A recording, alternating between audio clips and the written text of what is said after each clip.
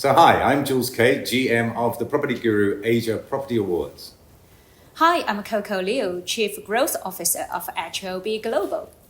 And we're here today to have a little chat about what it means to be partners in this amazing Property Awards series, and also a little bit about our own personal preferences and our roles in our relative jobs. So do you want to kick it off, Coco? Yes. So we've got some mystery questions to answer, and let me pick up my first one. Okay. What is the most exciting thing about the Asia Pacific region in 2025? Right. So I would say AI and digital innovation, because Asia Pacific is becoming a global powerhouse of technology. As China, Japan, and Korea leading their way in generative AI in sectors like healthcare, manufacturing, and finance, we've also seen investment boom in AI, which is driving client experience innovation, such as digital twins and hyper-personalized services. Another thing I would like to highlight, which is really exciting, is to see China's leadership in innovation, which is not just in technology, but also in cultural intelligence, business models, ESG, and strategy reinvention. You're real, right? Yeah. You're not AI. I'm not AI. Okay. So I'll take my next question. That's true, though. AI is really having a massive impact on the industry, your industry, my industry, Yes. and every other industry at the moment. So we're all trying to keep up with the pace of it, I think, more than anything. So mine's more about the PropertyGuru Asia Property Awards. Surprise, surprise, because I run that series. What would be my elevator pitch for someone who has never been to one of our galas? Well, I would say this is it's the nice juxtaposition to AI, right? I mean, the PropertyGuru Asia Property Awards galas are all about people, they're all about connecting, they're all about physical spaces, and we call them the Oscars of the real estate industry for a reason.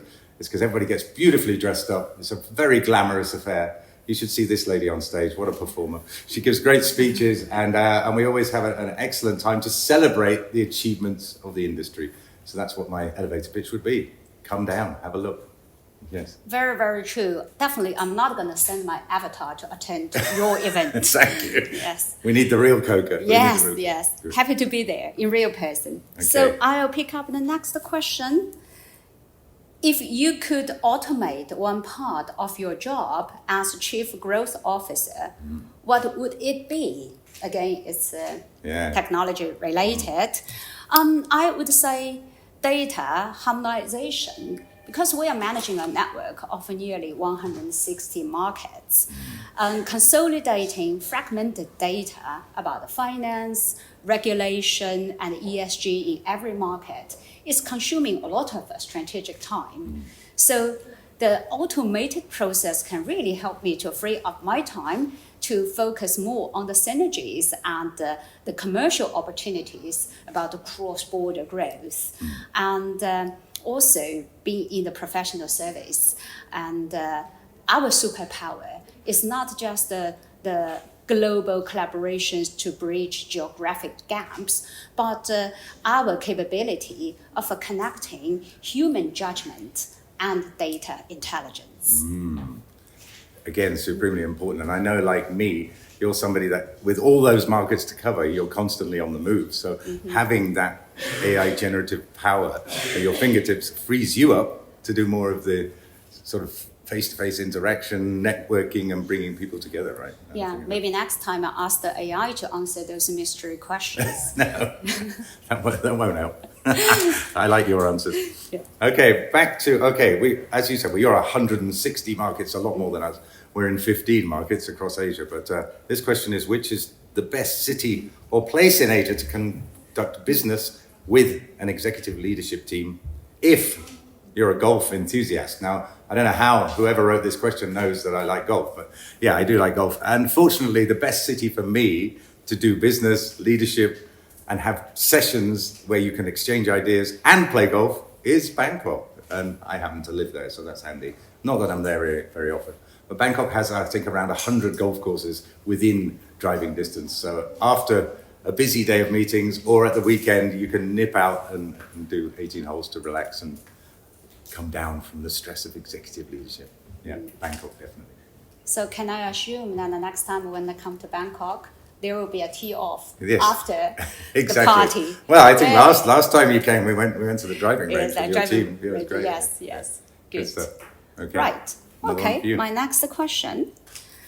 If you could audit any fictional company, which industry would it be?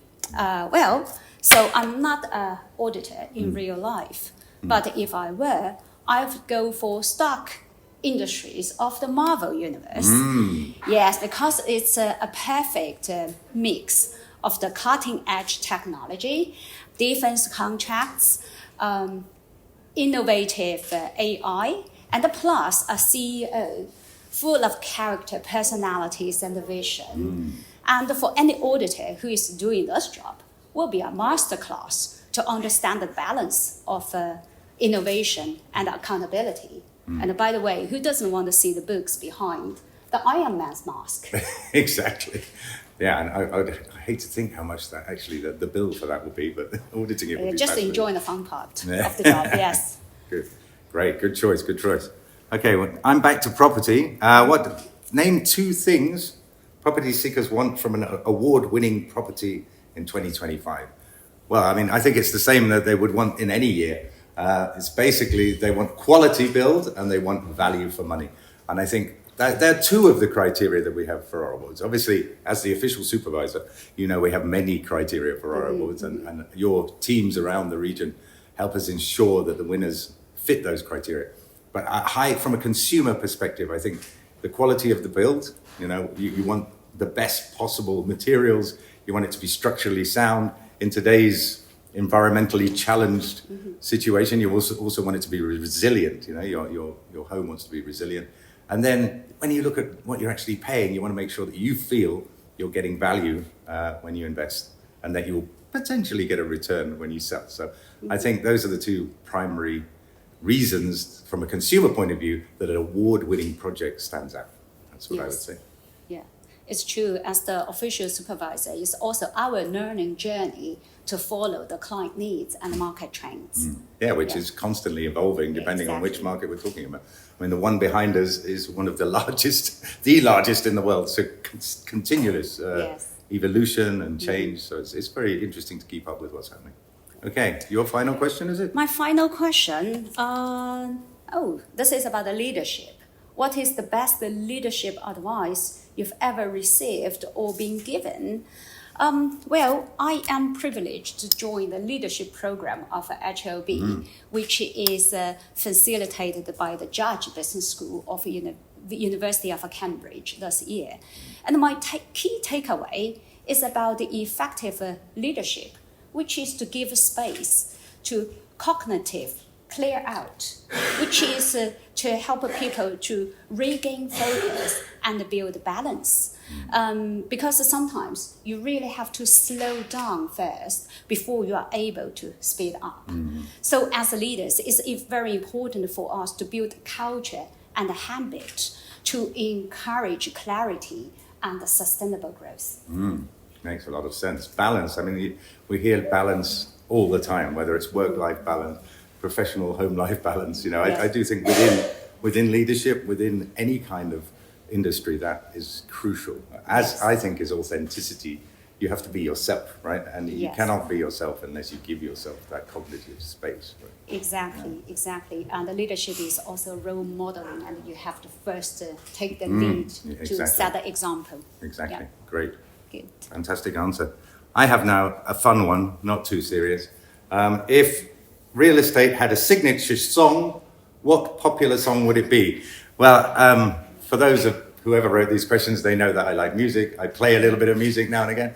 And I have a very favorite song, which is Faith. Faith by George Michael. I think basically faith, when you think about property markets, you think about investment, as much as you can calculate and you can really plan and isolate your opportunities, you still got to have faith. Yes. So that's my favorite song, got to have faith. Yeah. Very appropriate, yes. Good choice. Okay, so thank you. It's all done. Great to talk to you, Coco. Yeah. Thank you. Enjoying my conversation with you, as always. Yes. Look forward to our event later today. Yes. Yeah. Thanks.